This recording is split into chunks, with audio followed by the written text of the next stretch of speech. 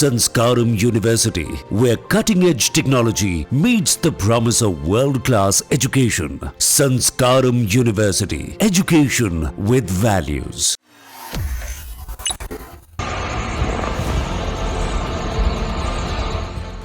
भारत और पाकिस्तान के बीच cease fire पर सहमति बनने के कुछ ही घंटे बाद पाकिस्तान की तरफ से उसका उल्लंघन भी हो गया। भारत के कई इलाकों में ड्रोन से हमला किया गया, जिसका भारत ने माकूल जवाब भी दिया। वहीं अब इस पर चीन का रिएक्शन भी आ गया है।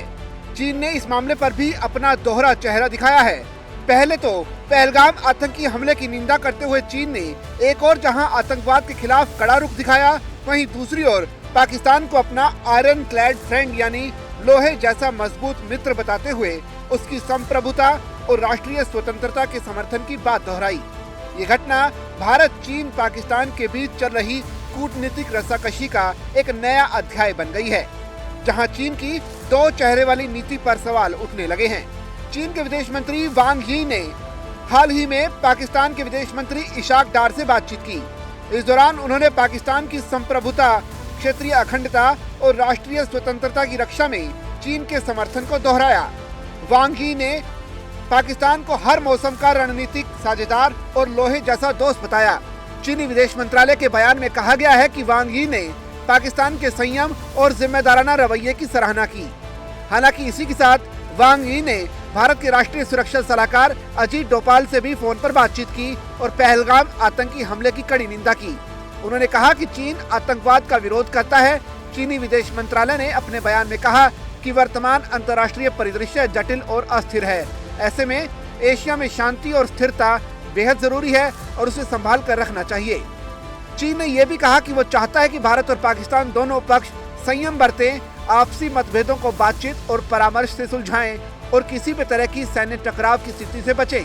बीजिंग ने उम्मीद जताई कि दोनों देश व्यापक और स्थायी संघर्ष विराम की दिशा में आगे बढ़ेंगे, जो न केवल दोनों देश बल्कि पूरा अंतर्राष्ट्रीय समुदाय चाहता है। विशेषज्ञों का मानना है कि चीन की ये नीति दो मुही है, जहां एक ओर वो आतंकवाद की निंदा करता है तो दूसरी ओर पाकिस्तान के समर्थन में खड़ा दिखाई देता है, जो कई बार आतंकी गतिविधियों का केंद्र रहा है। रोम के दो मुहे देवता जैनस की तरह चीन भी एक साथ दो चेहरों के साथ दुनिया के सामने खड़ा है।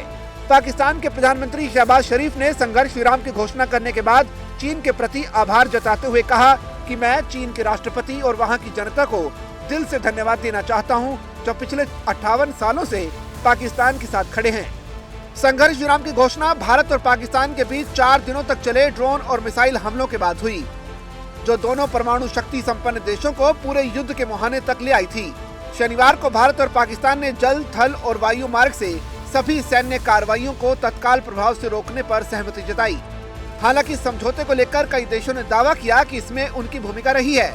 कई रिपोर्ट में कहा गया कि समझौता चीन, संयुक्त राज्य अमेरिका और सऊदी अरब समेत कई देशों की गहन कूटनीतिक कोशिशों के बाद हुआ। अमेरिकी राष्ट्रपति डोनाल्ड ट्रंप ने दावा किया कि ये समझौता अमेरिका द्वारा कराए गए मध्यस्थता के प्रयासों का नतीजा है।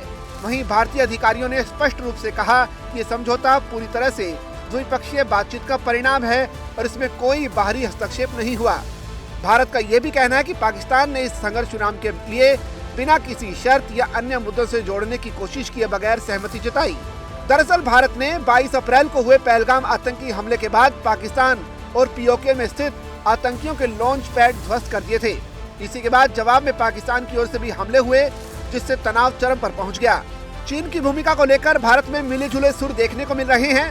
जहां एक और कूटनीतिक हलकों में इसे संतुलन साधने वाला कदम कहा जा रहा है, वहीं दूसरी ओर इसे पाकिस्तान को लेकर चीन के विशेष झुकाव का उदाहरण माना जा रहा है। कई विश्लेषकों का मानना है कि चीन इस समय दक्षिण एशिया में अपनी पकड़ मजबूत करने की कोशिश में है और पाकिस्तान को रणनीतिक मोहरे के रूप में इस्तेमाल कर रहा है। वहीं भारत को संतुलन में बनाए रखने के लिए वो आतंकवाद के मुद्दे पर बयानबाजी करता है।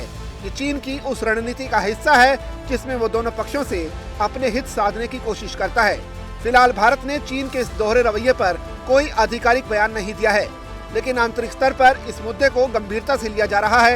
ये देखना महत्वपूर्ण होगा कि आने वाले दिनों में भारत की विदेश नीति में इस घटनाक्रम का क्या असर पड़ता है और क्या वो चीन पर अधिक कड़ा रुख अपनाएगा।